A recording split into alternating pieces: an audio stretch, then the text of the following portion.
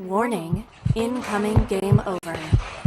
Warning, incoming game over. Geez. Welcome to Game Over Montreal. Bienvenue, Montreal Canadiens fans. This was obviously not the result that we were expecting watching the game tonight. The Montreal Canadiens fall in a shootout to the New York Islanders. We're going to talk about a few things tonight. We got to talk about Cole Caufield. 2 goals again tonight, 6 goals in 6 games. Uri Slafkovsky very quietly point per game player so far in this young season. Logan Mailloux scored his first career goal, I believe in his second career game. We got to talk about Jake Evans a little bit because let's be real, Jake Evans has been phenomenal this season. Like, we don't talk about him enough, his consistency. And then I want to go through the defense pairs because obviously things changed a lot with the injury to Caden Gooley. The fact that Mike Matheson was back in tonight and played pretty well. But first, we got to dig in on what happened in this game. But before we get into anything, I've got to tell you all about Hyperdrive Hockey. Scroll down slightly, click on Game Over Montreal and open it in a new tab. Scroll down, hit the Game Over Network Hub channel. All right, on that Hub channel, every Tuesday and Friday, you're going to be treated to Hyperdrive Hockey. What is Hyperdrive Hockey? Hyperdrive Hockey is a new show that we've launched, starring Max Van Hoot, Daphne Malbouf, and Kev Laramie. And they are 3 Quebecers broadcasting in English in a podcast for the very first time. It's going to bring a Quebecois flavor to English broadcasting in sports, which really doesn't happen in Canada. There's this language barrier that keeps a lot of the creativity and nuance that happens in broadcasting in Quebec out of English Canada. We see all the flavors of the other provinces. Maybe not enough. We're a little bit too Ontario dominated in this country, but Quebec kind of gets the short end of the stick in English broadcasting. So we're going to bring some of that to you and let you get to know the Francophone side of things through English broadcasting. It's going to be really, really fun. Already, there are 4 episodes in. The ramp up from episode 1 to episode 4, just in terms of them building that chemistry in another language, their second language for all of them. Really incredible show, and I hope you all check it out. It's going to cover the entire hockey world at large with a focus on Canada. It's going to be super fun, and also, it's not just NHL. We're also going to talk about the PWHL, and anything that happens outside of the NHL as well, if it's a big story. All right, let's welcome everyone here to the show. I see Josh the Nerd, Jean Simard, Andrew Gesbrecht. Actually, you know what, Andrew? Write out your name phonetically for me so I don't butcher it. That goes for anybody who's afraid of me butchering their names because, listen, I grew up in Saskatchewan and Southern Alberta and Northern Alberta. I will butcher your name. I'm not very good at pronouncing names off the cuff unless they're hockey names that I grew up reading hockey cards of. All right, Brandon Labar is here from Game Over Winnipeg as well. Goaltending looking real good in Montreal. I will say I didn't see a lot from Caden Primo tonight the way that many people did. I think the Islanders played a very poor game. This is where I am on this game. Let's talk about the story of this game. Let's dig into it, all right? So I don't know if I've seen a team less interested in scoring goals despite having the puck than the New York Islanders tonight. And folks, I watch the Canadiens 82 times a year. The Montreal Canadiens. I sat through the entire 2021-2022 season. I watched every single one of those 82 games when they were abysmal and drafted Uri Slafkovsky. We've lived through the Dominique Ducharme era. We've lived through Michel Therrien. We've lived through incredible, awful situations in Montreal. Whatever's going on there on Long Island, I know that it was, like, the team is built a certain way by Lou Lamoriello. I think everyone expected Patrick Waugh to change things a little bit. And yes, hi Claire in the chat. I see Claire is here. Always have to shout out Claire. Jean Simard, thank you, Jean. Giesbrecht for Andrew Giesbrecht. Very good. Thanks, folks. I really appreciate you helping me out on the pronunciations. It's something that I always struggle with. That 3.5 minute shift where they had the Habs fourth line and Hudson and Mailloux stuck in the defensive zone there. Kapanen lost his stick at one point. So it was basically, 5 on 4.5 for 3.5 minutes. The Islanders got maybe one scoring chance, and I don't think that it actually hit Primo. I think it was Matt Barzal sent a puck through the middle, and somebody tried to one-time it, but it was a really fine angle as well. A lot of fine angles for the Islanders. Really not much pace in terms of getting the puck through to the slot, it was a weird game from them. Like, I don't know if this is the norm for the Islanders. I know that they're a team that kind of plays perimeter safe hockey, but that was interesting, to say the least. The Canadiens are a team that have really struggled on the defensive side in this season, but tonight, only 1.75 expected goals against. And as much as the third period itself was terrible for the Montreal Canadiens, there was no real extra push at 5-on-5 from the Islanders. They just kept the puck on the perimeter and passed it around for that whole period. And the Canadiens just let them until they went behind. And then, Cole Caufield found a way to tie it up and send it into overtime. I don't like how passive the Canadiens were in that third period. I thought that was really shocking. And I know that part of it was the fact that they kept on taking penalties. And I think some of that, Kyle Palmieri, I've never seen a guy fall so many times in one night. I know some of them were definitely legit penalties, but man, that guy was... It reminds me of those games that you see advertised on social media all the time where you're supposed to like stack things up and the bottom is like super, super tilty. But that was just Palmieri all night. Like any tiny little knock and he was flying, doing cartwheels into the corner boards. Like, I guess, man, if it works for you, and he scored in the shootout, so good on him. You knew that was going to happen as soon as Palmieri's name was called. He's a good player, but not too strong on his skates tonight, I will say. Especially that Kirby Dach high stick in overtime. I get it, high sticks suck, but I don't know. I don't think you need to do a cartwheel there. But yeah, the third period, this is the third time, I think, this season where the Canadiens just were not there to start the third period. And it's a weird one because I thought tonight at 5-on-5 at least, they played really, really good hockey. They had a 66% expected goal share in the first period, 61% in the second period. And the difference in the third wasn't that they allowed more from the Islanders. It was basically the exact same rate of like shots against, expected goals against. They just stopped producing offense entirely in that period. They did not push. It was like they were playing for overtime. I don't understand that from this specific team because that's not what we've expected from them for the whole time under St. Louis. It seems like the third period's always they're like, all right, we can fix this period. But this season, it's been an issue. It's been an issue. Claire says, how come you're alone tonight, Andrew? Because I didn't ask Mark to join me, and Kay couldn't make it tonight, and I didn't remember to ask Connor Tumulty, who's doing our Game on Montreal broadcast, to join me. And I am totally overwhelmed with work right now on the behind the scenes of building this whole business. So I haven't been able to talk to anybody to join me for guests, but it's okay. Because I've been doing this for a while now, and the first 2 seasons doing Game Over Montreal, it was intimidating to do it on your own, because you have to talk, you have to fill the gap, you have to be able to read the chat and figure out how to move from one point to the next. But I'm experienced enough now, it's really not a big deal, and really, I'm hanging out with you all. Yes, I'm running a show, I've got plans here, I've done my prep, but really, when you're on your own, we're hanging out. So let's have a good post-game chat. We'll have some fun. Also tonight, I want to talk about, I think I mentioned Caufield. I want to talk about Arber Xhekaj a little bit in the last segment, because there's this idea in the fan base that Marty St. Louis doesn't appreciate Arber Xhekaj in the same way that we do. And I want to talk about that with a little bit of nuance, because I feel like a lot of the takes that I see are either all one way or all the other. And I think we can tackle that together in a way that's actually having... it'll help us all, we'll all talk about it, get through it. But this third period thing, I want to hear from you all. What are you thinking is going on here? Because there is a passivity to the Canadiens this year that is a little bit frustrating. I'm seeing Gary Bisson says Barron equals passive. I think Barron, when Barron is not 100% engaged, he is a little bit passive. He doesn't shoulder check as much. He doesn't scan as much. And he kind of assumes that he has more time than he really has. That's, I think, the biggest issue with Justin Barron overall. He's better when he's not thinking. He's better when there's no time. When he's just playing on instinct, and I think that's why, for the most part tonight, it worked with Mike Matheson. Matheson also had a great game tonight. But overall, I think this team, it's not about passive in the defensive zone. I think they are too panicky.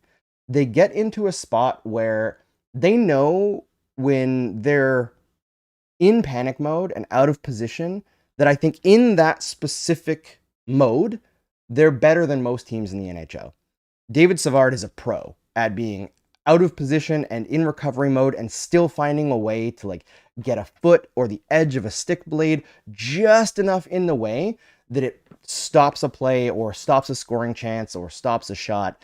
And I think the Canadiens as a whole are pretty good in that mode, but they put themselves and accept being in that mode far too quickly. It's like they're like, oh, okay, we're under pressure. Let's panic and just everybody do whatever they want to stop the play.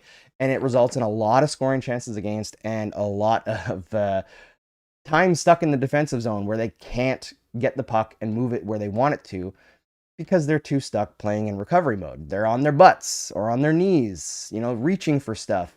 Whenever players are reaching instead of skating, I think that's a bad sign. But tonight, I don't think they were really that bad in their defensive zone.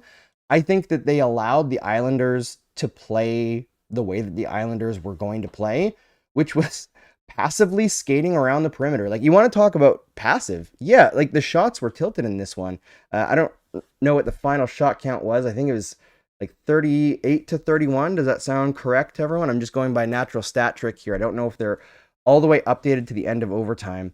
They say the shots were 36-24. Okay, so I was reading the wrong thing. I was looking at scoring chances. So the Islanders had 38 scoring chances to 31 for the Canadiens in all situations. Yeah, I don't think that really tells the story of who was passive tonight. I think it was the Islanders who were the passive team. They didn't push the play into dangerous spots and force the Canadiens into defending. Like, they had a lot of puck possession, but what did they do with it? Like, even the scoring chance numbers from Natural Stat Trick, I'm not sure I buy it. That's all situations with 12 minutes of power play time, right? In like 5-on-5, the Canadiens actually led in scoring chances. The Islanders got a couple high danger chances in the third period, but again, like, at worst, they're tied, and the Canadiens took 20 of the 40 minutes completely off offensively. So this isn't a game where I'm looking at the Canadiens and thinking that they did a terrible thing, but the third periods do worry me a little bit. They do worry me a little. All right, I just noticed that I'm on the wrong period here. I was fooling around with OBS because we were having a big problem last time where it was really messing up, and I am seeing now that I don't know why it's got the 3 on.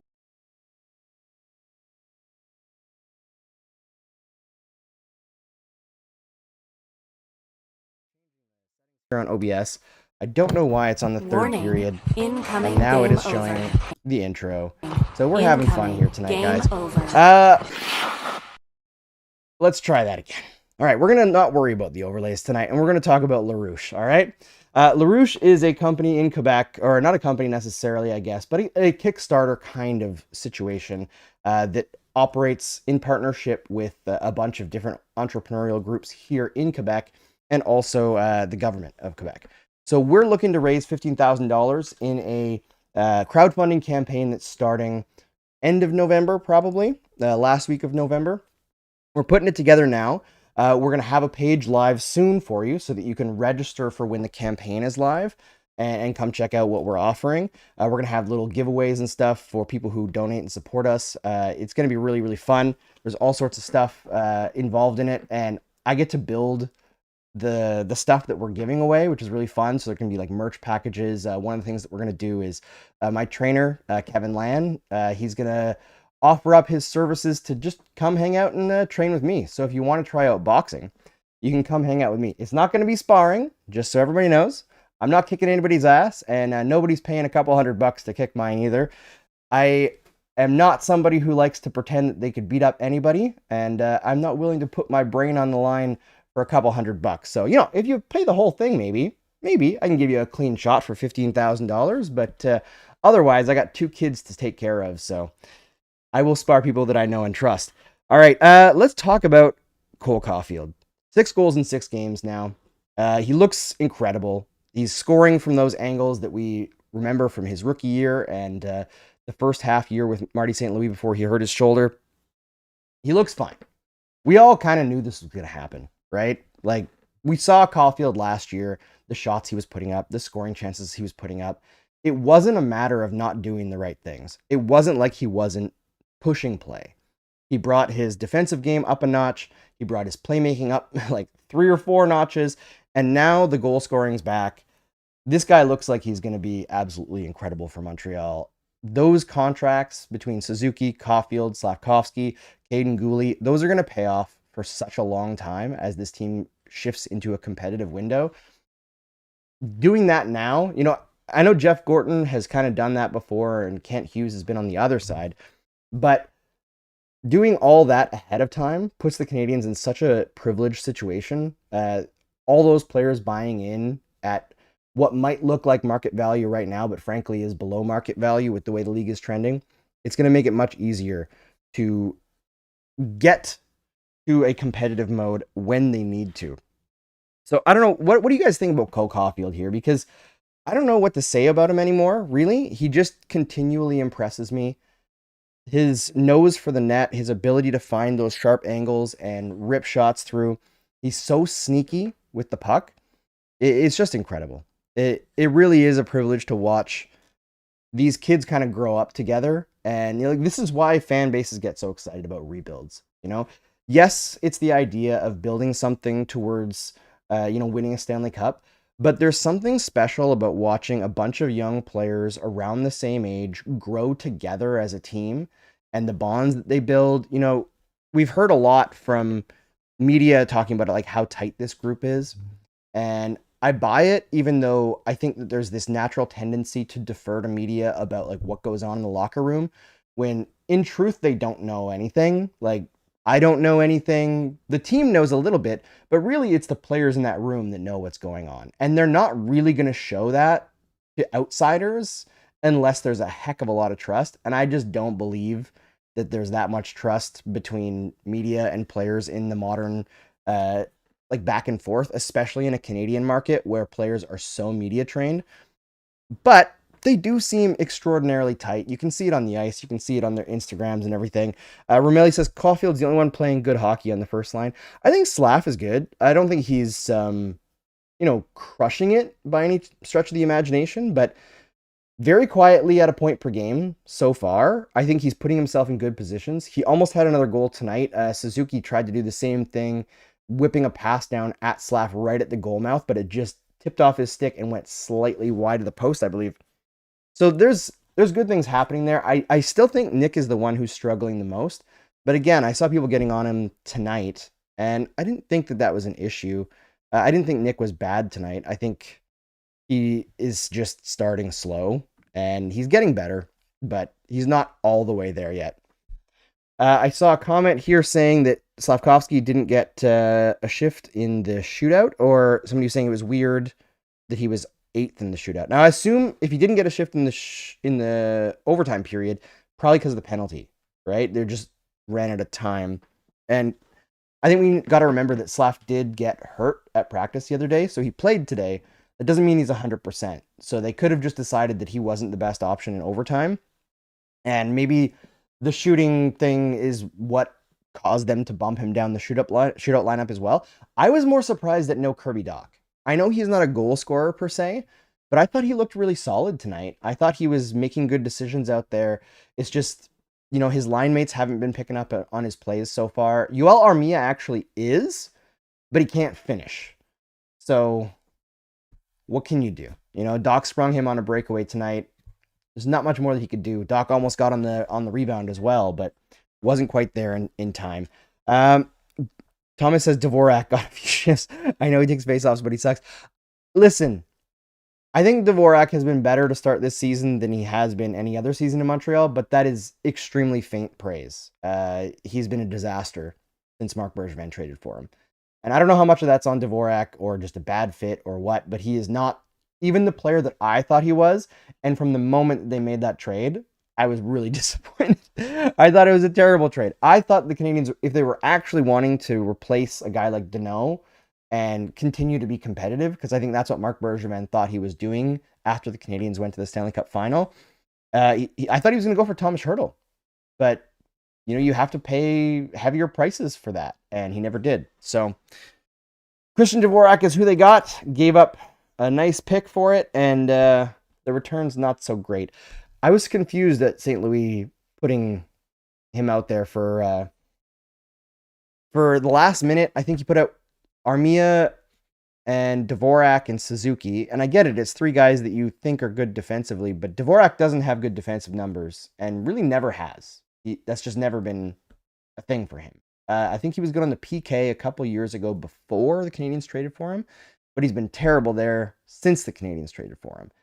So I don't know I guess it's just face-off insurance for Dvorak in case there's an icing, and that's all he's really out there for. The OT period, again, face-offs are important, but if you don't win, how much are you wasting by having a guy out there who shouldn't really be on the ice in overtime? He's a decent skater, but Dvorak's he's not the guy. All right, let's talk about Jake Evans a little bit. Yeah, Dvorak got 3-on-3 ice time. I know, Romelli, it was an interesting one. He took the first shift. Andrew Giesbrecht says, Doc getting punished for bad penalties. Marty doesn't seem like that kind of coach, but I can't help but think of another reason to not have him in that lineup for the shootout. I wonder if maybe Doc said he didn't want to go, because that's happened before, right? Like famously, Evgeny Malkin says he doesn't like shootouts. Now, Doc, it could just be that he's not comfortable, right? He's continually looked pretty rusty out there. He's getting better every game, but he's clearly not what he used to be, right? At this point, he'll get there. If we want to take the next step this year, we really can't have Dvorak on the team. I mean, on the fourth line, I don't think he's hurting them, but yeah, I feel like this team isn't going to take the real next step until the big anvils are kind of removed, and I'm trying not to be mean about it because it's nothing against Dvorak personally, but he's not long for this team. No matter what way it ends, it's not going to be a long-term thing. And I think the same thing is true of Josh Anderson, but look at the difference between Anderson and Dvorak this season. Like, again, Dvorak hasn't been bad, I don't think, compared to everyone else. I think overall the Canadiens at 5-on-5 have left a lot to be desired, but I don't think Dvorak has been the guy that I've been laser focused on being like, this guy's an issue. Like, I think the biggest 5-on-5 issues so far have been the Matheson-Savard pairing and Nick Suzuki having his usual slow start. But other than that, what can you really get upset about in this short year? But Josh Anderson, on the other hand, has really brought it. I don't think we can expect him to score like 25 goals or ever become the power forward that he was expected to be. But once you put a guy in the right situation and accent their natural talent a little bit, you get what Josh Anderson is right now, on a line with Jake Evans and Brendan Gallagher that flat out works. They work extraordinarily hard, and Josh Anderson has also been really damn good on the penalty kill. He had a couple really excellent defensive breakups tonight. He wasn't as dynamic offensively as he was, I believe it was last game, that Mark and I talked about, and he had like 7 or 8 shots on net. It was really, really, really good. I think the danger with Josh Anderson is just the Peter principle, which, if you haven't heard of it, is the idea that somebody can be really, really good in the right situation, but when you promote that person to something more demanding, their flaws show and they're no longer providing plus value, right? So where Josh Anderson is right now with Gallagher and Evans works extraordinarily well. But if you put him with Kirby Dach, and then he's playing against tougher players, there's more demanded of him because Dach plays a much more cerebral game. Josh Anderson starts to be a little bit more of a problem, right? Because he's not very good at anticipating plays. He doesn't necessarily read plays that well to go to the right spots. He can score in north-south rushes, but he's not a guy who can kind of handle that east-west give-and-go game. So the thing is just keep him where he's supposed to be, which I think the Canadiens by now have learned, but we'll find out. But Romelli says Anderson's doing well within his limited talent this year. His line with Evans and Gallagher has been the most constant line for the CH. I totally agree. I think Jake Evans has been absolutely fantastic. Offensively, defensively, in transition. He just looks like he's ready to be, everything the Canadiens have asked from him and a little bit more. He's been on the edge of losing his spot a couple of times on this team. And every time I start to count out Jake Evans or think like, oh man, he really needs something to like separate him from the pack with like Owen Beck staring him down, coming up behind him. He does it. It's the hard work. It's the give a shit level. Jake Evans is a good kid. I like that guy. I know he's not a kid, but I'm going to say good kid. Paul LV says we get outcoached most games. I don't know if it's outcoached. I don't think that's the big thing. I've seen let's dig in on defense a little bit. But before I do, I got to tell you about Game On. Because Game On is a new thing we're launching here at the Game Over Network, and we're still in beta testing mode right now, but we have you for Game Over after the games. We've got you covered. We're here for your hangouts, your hype, your catharsis, your analysis, all that stuff. But getting prepped for the game, what's the easiest way? How about a very short form, under 10 minutes, Montreal Canadiens news, feed, or podcast, or video, whatever you prefer to take it in as. That's Game On. All right. So it's going to take you through the top stories of the day.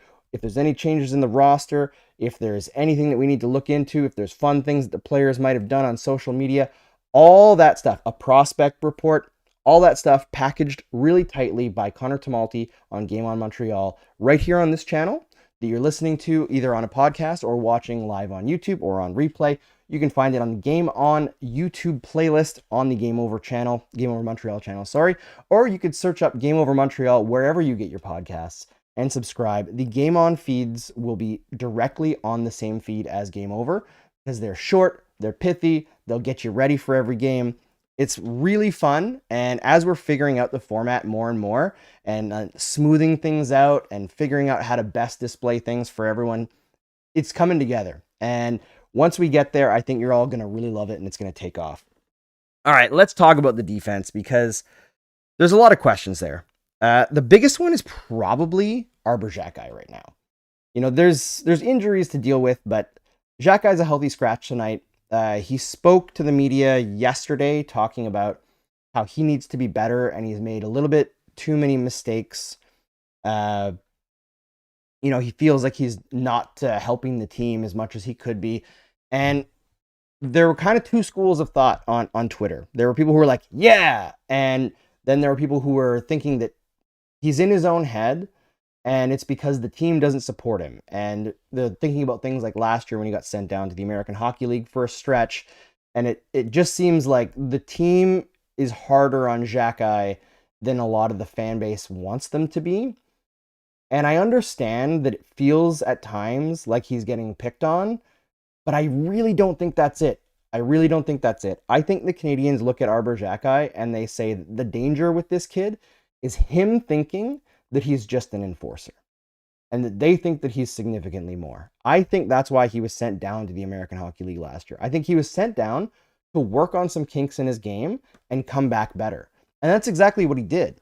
And I am kind of surprised he's so harsh on himself so far this year because I don't think he's been an issue.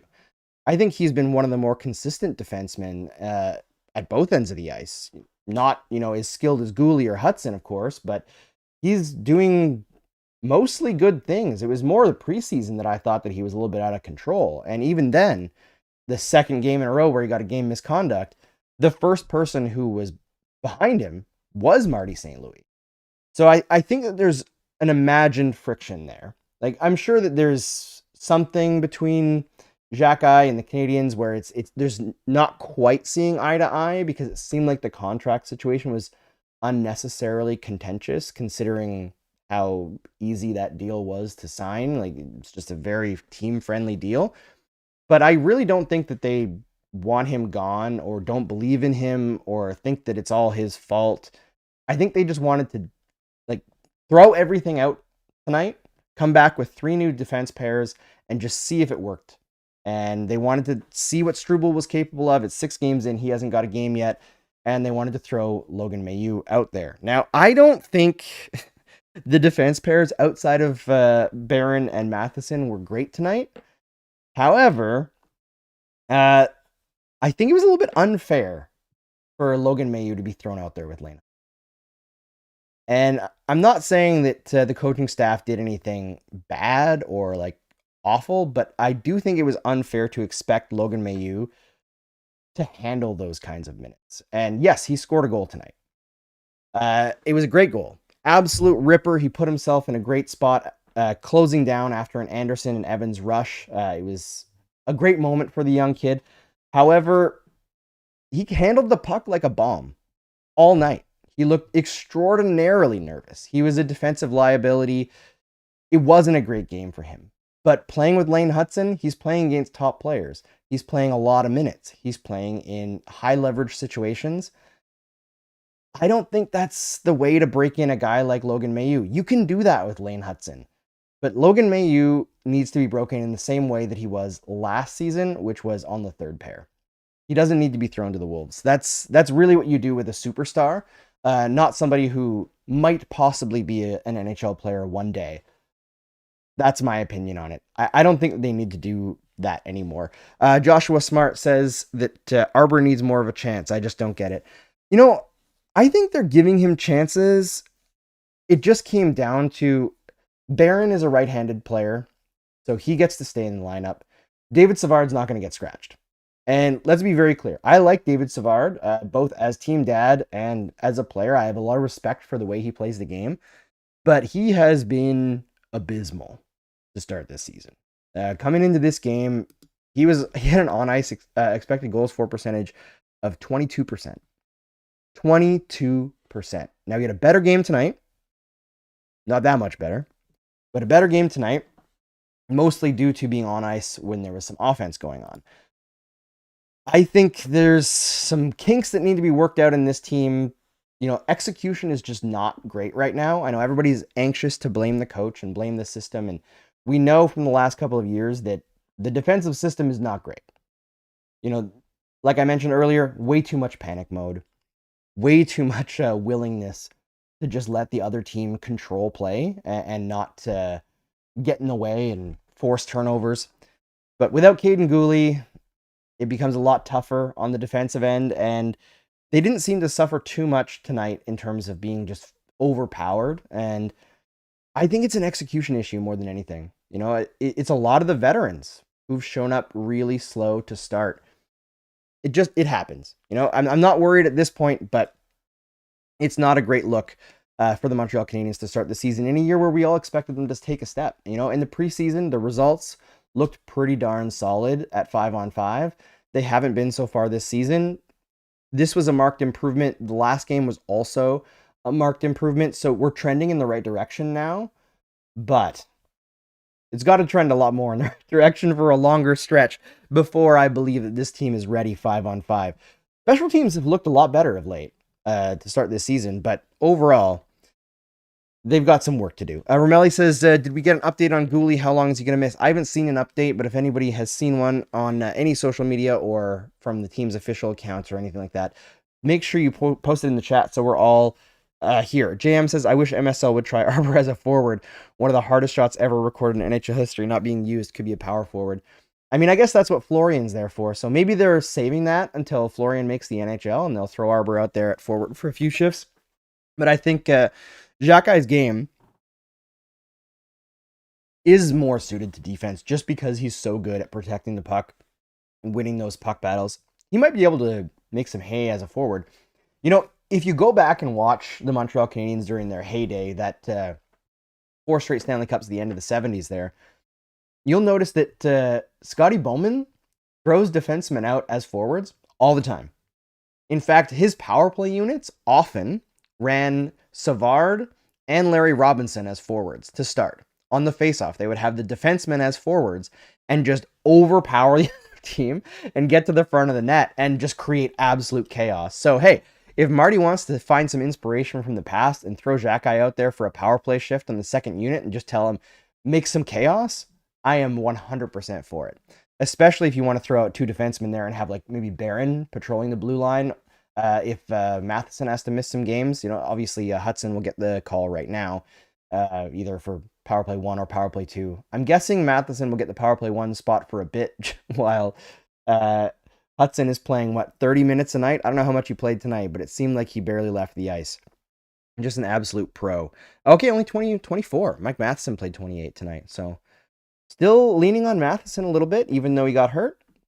Interesting situation. Josh Nerd says, make some chaos on the PP sounds fun. I agree.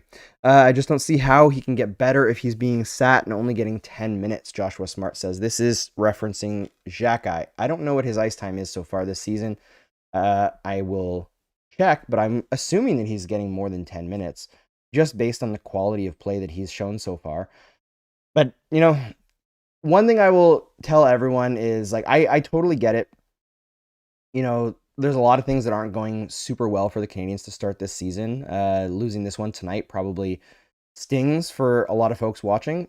Arber's playing 13-33, and it's a little light. I think they can put a little bit more on Arber Xhekaj and take a little bit away from Hudson and Matheson at 5-on-5, because frankly the results don't support going that hard on your first two pairings. The third pairing's been fine. I really don't think that the Canadiens need to be so lopsided on the defense. But this is a thing with the Canadiens. This coaching staff, I find they're a lot slower to get the memo on defensemen than they are on forwards. Marty St. Louis clearly has that like forward whisperer thing. He was an NHL forward, a Hall of Famer, so he knows what forwards want, what might click together for chemistry. But defense has been a bit more of an uphill slog. They've had struggles finding defense pairings that are, good together and knowing which pairings should stick together, who to allot ice time to. I understand some of it is to protect the rookies, but at this point, like, Arber Xhekaj is not a rookie. It's his third NHL season. He's fine. Like, I just don't think he needs to be protected like that. And yeah, I would like to see a little bit more freewheeling and a little bit, like 18 minutes a night for the third pair. 16 to 18. I think that's what they should be at, not 13. All right. Lane Hutson tonight. It didn't work with Logan Mailloux. I don't know if we need to try that again. I think they're not oil and water, but they're kind of like oil and oil. They're both taking too many risks. And what I saw tonight was Mailloux being very pinch heavy or pinch happy. And it left Hutson to be a lot more cautious and made him less effective offensively. So there was a lot of 2-on-1s where Hutson was defending. I know Slavkovsky got back on a back check and stopped one from going through. And I think it was Newhook who stopped the other one late in the game. It was a game saver. I think it was Newhook. But somebody correct me if I'm wrong. I don't want to give credit to the wrong person. I'm pretty sure it was Newhook, though. Let's see. Let's go to the chat a little bit and talk about... Actually, before I do that, I got to show you our merch. Now, forgive me if this doesn't work because, frankly, OBS is not being kind to me right now. But I'm going to try to hopefully get this working as we shift into overtime here and take some questions from the stream chat.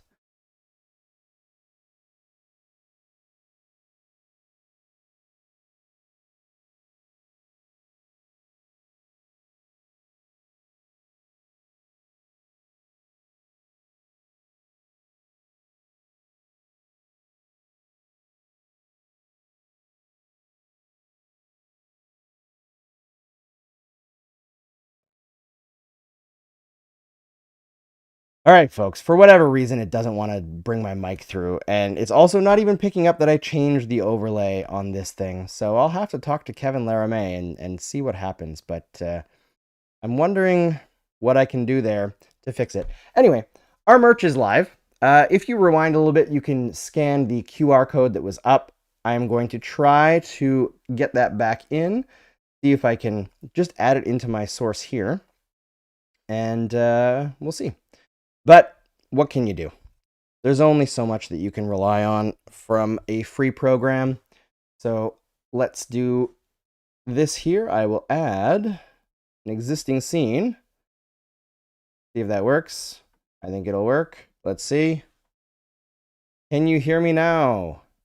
I am hoping that you can. If not, well, I did what I can.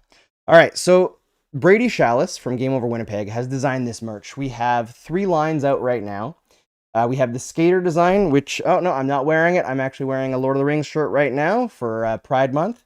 But yeah, the skater design is the red one from Montreal. It's very retro. It reminds me of growing up in the 90s, and you can also get that on a hoodie. Then we've got our Live and Die by the Goalie design, which I love it. It's so sick. You can get it on a t-shirt or a sweater.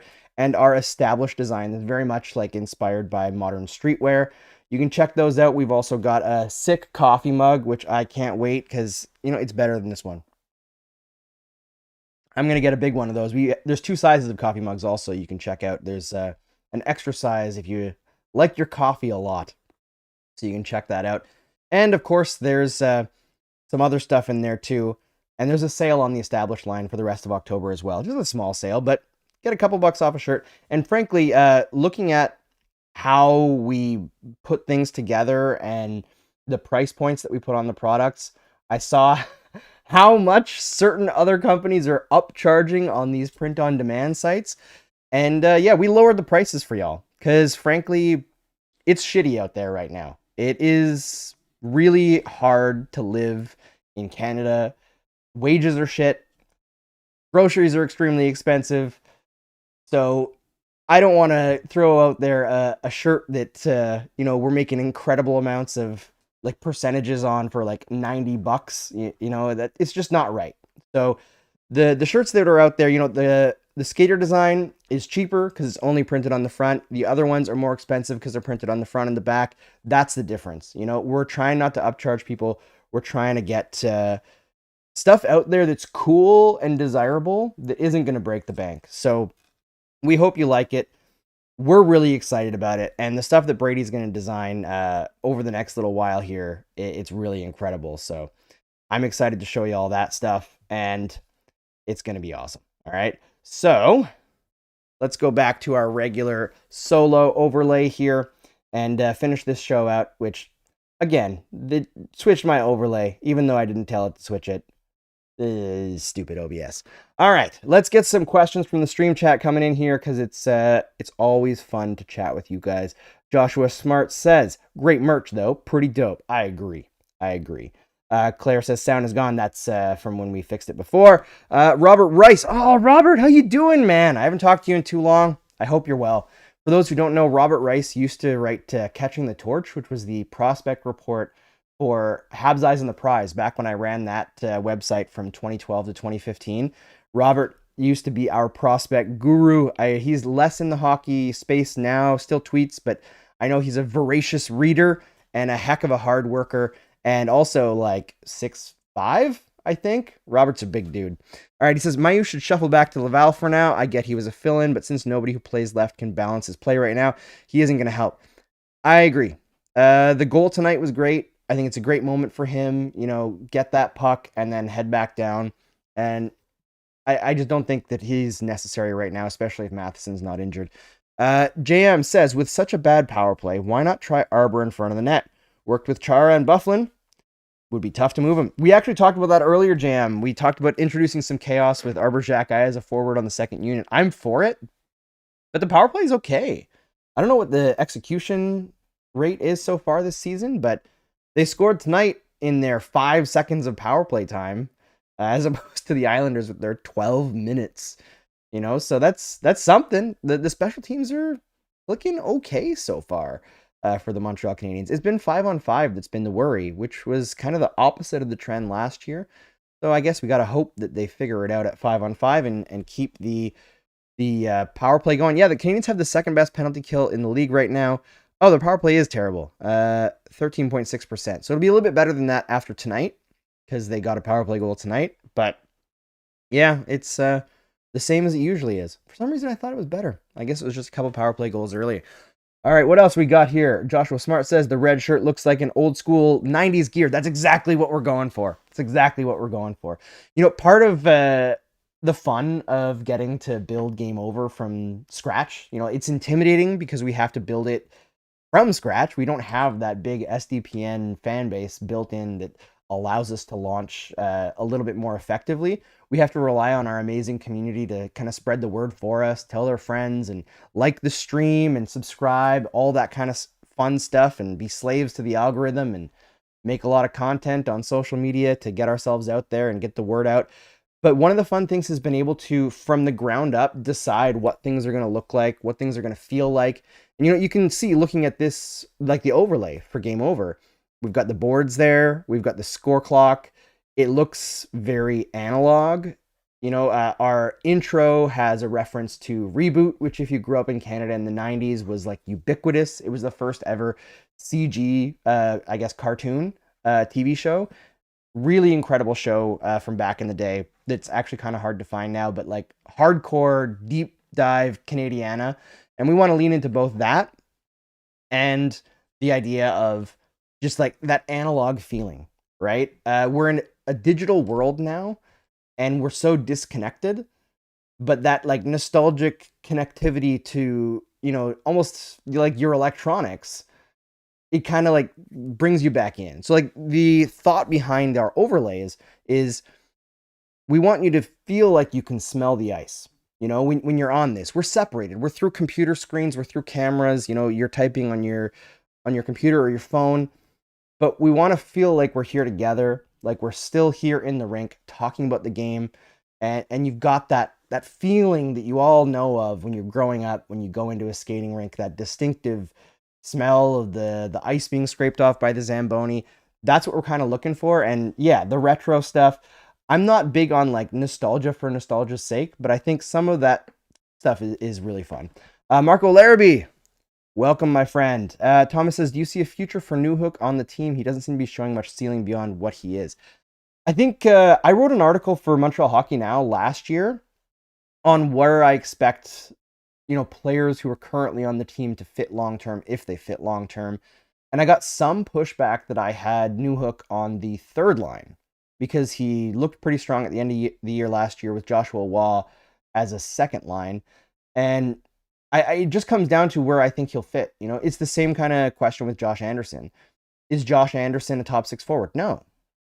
Is Alex Newhook a top six forward? I would say not on a great team. But on a great team, is Alex Newhook a third line forward? Yes, absolutely. I think Alex Newhook can be like a significantly upgraded Paul Byron when the Canadiens are in the spot that they need to be to compete. Right now, where he's playing on the second line, he's got speed to burn, he's got a decent shot, but I don't think he has much chemistry with Kirby Dach. And I don't think he drives enough offense on his own to be a part of that line, and he's not good enough defensively to insulate anyone, so it's not really a fit. He needs to be a guy on the third line who like elevates that line to being able to score closer to a second line instead of a second line that's just trying to stay afloat. Kirby Dach needs a little bit more help there than Alex Newhook and Yoel Armia, and I think this is where you're feeling the loss of Patrick Laine the most right now. Dylan Scott says, we've scored a PP goal in every game except for one. Yeah, I mean, can't complain about that. Maybe score a little bit more often at 5-on-5. Joe the Snoop says, my main concern with the Habs is the forwards. Too much passing and not enough shooting. Too risk averse. I don't think they're risk averse. I think they just don't have a lot of scoring talent, top to bottom. The first line has the talent to get it done, but they're kind of on their own right now. With Dach not fully up to speed and Laine out, and Joshua Waugh and Laval. I think that's basically all three of their second liners in terms of talent level right now are not where they need to be. And there was a lot of talk tonight during the game on Threads, Blue Sky, Twitter about who fits with Kirby Dach to help him along and, find his game the way that he had it 2 years ago or the beginning of last season before he got injured. I really do think the answer is going to be Joshua Waugh in a couple of weeks. Now that he's started to put points up in the American Hockey League, he was putting like 5 or 6 shots up a game for 2 games, even though I think he was like a -4 or something. Now that he's put the puck in the net, I think he's going to be all right. He's going to figure it out pretty quickly, and they're going to call him up, and he's going to get a spot, and he's going to make a line significantly better because that's what he does. We talked about it with Mark on the show last time. You can go over every metric you want from last season, and at the top of the list for the Canadiens is going to be Joshua Waugh. He does so much. He's a facilitator for everyone. He makes so many smart plays, and I'm excited to see him back up in the NHL. All right, Jason Teal says, Kirby Dach is doing no one favors either with his play. By far the worst player. I don't agree. I like Kirby Dach tonight. I think he's making more and more heads-up plays. It's just that his body hasn't quite caught up to his brain yet. He's rusty. Like, it's very rusty, but what can you do? Joshua Smart says, Caufield's been really good. Do you think he can get 40 goals? I think 40 goals is, unless he gets hurt, pretty much what he's going to be expected to do every year. I wouldn't be surprised if he hits 50.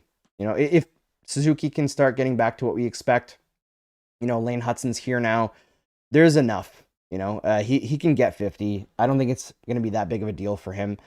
He's just a natural goal scorer. He's kind of like a miniaturized Brett Hall in a way, where you know that he's going to shoot. You know he has a killer shot from pretty much anywhere. And you'd think that every team is going to be aware, but he still finds a way to get lost in coverage. He finds a way to get shots through, even when he is covered. That's what makes him special. So Kirby Doc's going to be fine. Or not Kirby Doc, Cole Caulfield is going to be fine. Devin Fournier says, agree, Newhook flies like a bullet on ice. He does. He's so friggin' fast. I wish I could skate like that guy. Or Mike Matheson. Man, I wish I could do anything with the puck like Mike Matheson. Or Lane Hudson, my God. I wish I could move my shoulders like that guy. The guy at my local comic book store used to work on the new version of Reboot for Netflix. Oh my God. I have not watched that. I haven't heard anything about it, but I don't know if I support it because it's live action, right? Reboot has to be CG. That's the whole point. A2ZME says, certainly ain't Armia. That's for sure. Yeah, Armia is not the answer on that line. I think I was talking about this with a friend on socials tonight. They were saying that like Armia needs to be moved off that line and try somebody else. Somebody was saying like Anderson. Somebody suggested Heineman. I think Heineman is the best current option unless Joshua was called up. I think the coaching staff sees Armia as a guy who can carry the bag a little bit defensively, connect with other players in the neutral zone. He's pretty decent in the neutral zone. And like the lack of offense he produces isn't so bad that that he kills a line. Like he's kind of the guy who has the puck at the end and fails to finish, but he's not the guy that tries to make the pass through the middle and causes a turnover the other way. So they can put Armia there and the line can just float through a little bit while they're injured and trying to figure things out. Whereas a guy like Anderson, as soon as you task him with being a little bit more cerebral with Doc, it's going to tank the line. So that's why Armia is there. It's a stopgap measure. I don't think the coaching staff thinks Armia is going to be there long term either. Pierre Lalonde says, Lane Hudson, what a player. Damn right. He blows my mind every night. Even the last game where he was actually quite rough, where he had to play, I think it was like 33 minutes last game against LA. He completed, I think it was 19 more passes than any other player. He had the puck on his stick for like over 4 minutes.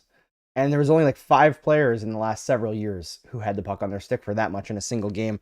One of them being Quinn Hughes, who is literally the puck possession master in the NHL. And that's the guy that I think is most comparable to Lane Hudson. Just in terms of the sheer management of space and ability to control the puck that Lane Hudson has, I think Quinn Hughes is the closest comparable. Romelli says, Heineman's shot in the shootout. That's a pro shot. My God, hey? Kapanen's too. Oliver Kapanen, I apologize. I was not familiar with your game, as Shaquille O'Neal said.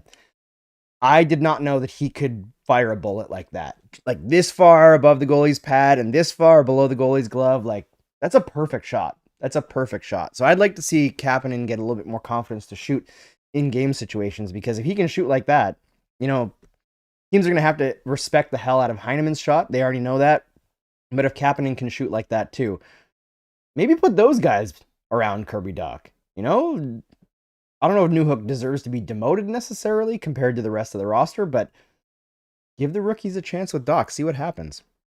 Josh the Nerd says, I haven't seen the 2018 version, but it's hybrid. Half live, half animation. That's interesting. Is it made in Canada, though? That's my question.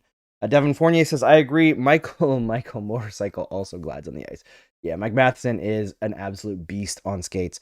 Joshua Smart says, the goals in the shootout from Kapanen and Heineman are great goals. So good. Totally agree. And Caufield's tonight were fantastic. Hell, Mailloux tonight, that was a bullet of a shot too. All of the goals tonight were pretty damn good goals. It felt like the beginning of a shootout. Everyone kept going 5-hole when they watched the last guy fail at it. Yeah, that's true. Too bad they're both playing with Dvorak, Romelli says. Yeah, easy to remedy, though. Andrew says, we were aware of Heineman's shot when we acquired him. Yes. If you go back and read Marc Dumont from the day Heineman was traded for, I believe he has a profile talking about Heineman as, more of a one-tool player at that time. He was, generally pretty good in the league that he was playing in, but it was the shot that separated him. just an absolute bullet. And then I was kind of surprised last year in Laval because he put lots of pucks on net, but I don't think he scored a bunch. And I was starting to worry a little bit. He was 21 last year, which is not too old for a player to break into the NHL, as he's proving right now. But yeah, only 8 goals in 35 games last. Oh no, that's the Swedish league. Sorry, 15 goals in 48. Still, it's okay. It's like a close to a 26 goal pace, 27 goal pace for a full season. Like in NHL terms, I know the AHL only plays like 76 games instead of 82, but a decent clip, but not what I expected of him. And I was worried maybe that his shot wasn't good enough to translate into going further up in more difficult leagues defensively. But he looks good right now. And not only is Heineman putting up like really, really strong shots pretty much every single game, but his underlying numbers are really strong. And yeah, he's doing it on the fourth line, but he's doing it on the fourth line with another rookie and Christian Dvorak. I think that says something. I'd like to see him get a chance to elevate a little bit more. Doesn't have to be right now, but he deserves a chance this season. Robert says, give Doc a shooter like Heineman already. We know Armia will have 3 brilliant streaks that will last 3 to 6 games, but they could not happen until the new year. Yes, that is the book on you all, Armia, unfortunately. All right, folks, I think we've gotten through all of the important stuff today. I really enjoyed talking with you. It's been a fun one. Oh my gosh, we've been live for almost an hour. I did not realize it. I thought we'd be more like a half an hour tonight, but I guess there was more to talk about than I thought. I hope you enjoyed the talk on Xhekaj and Caufield and the Habs dead third periods. Hopefully they can improve there, but we'll see you next one, where I think Mark is hosting, which will be my first post game of the year off so far this year for Game Over Montreal, which frankly, I need it because I would like to sleep a little bit more, and I've been burning the candle, not at both ends, but like both ends and from the middle for the last several months here, getting this across the board and built all the way. But in case anybody missed it, I posted it on Twitter, but it's been a very big struggle to get the financing for this project because there are entrepreneurial funds in Canada, in Quebec in particular, that are there to help starting businesses and figuring out how to acquire cash early on for businesses. Very important. Unless you're rich to start up, which I am not, very much not rich and haven't been employed since January. So, it's been a struggle this year, but we finally got a partner in Desjardins, which I'm so excited about. They accepted us into their Craveneer program, where we're going to start up and we're going to get some funding to get this going properly. And I'm hoping that's the first domino to fall, because as soon as you get one bit of funding where one bank agrees to trust you and believes in what you're building, it's usually a little bit simpler to get the rest of them as you push things further on. So we've worked extraordinarily hard behind the scenes to make this possible, to be able to employ people and pay them first instead of asking people to work for free for a certain point and then get them after if we're successful.